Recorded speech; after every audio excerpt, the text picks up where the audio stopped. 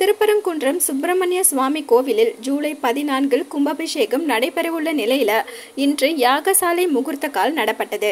முருகனின் அறுபடை வீடுகளில் முதற்படை வீடான திருப்பரங்குன்றம் அருள்மிகு சுப்பிரமணிய சுவாமி திருக்கோவிலில் மகா கும்பாபிஷேகம் நடத்தப்பட வேண்டும் என்று பக்தர்கள் வலியுறுத்தி வந்தனர்.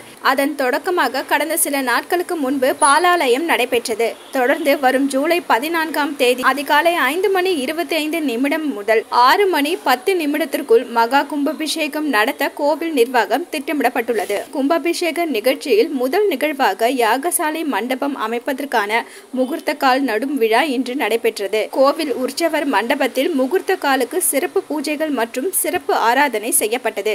அதனைத் தொடர்ந்து முகூர்த்த காலை சுமந்து கோவில் வளாகத்தை சுற்றி வந்து கோவில் கந்த சஷ்டி மண்டபம் அருகே யாகசாலை மண்டபம் அமையும் இடத்தில் நவதானியம் பால் ஊற்றப்பட்டு மேல தாளங்கள் முழங்க அரோகரா கோஷத்துடன் முகூர்த்த கால் நடும் விழா விமர்சையாக நடைபெற்றது.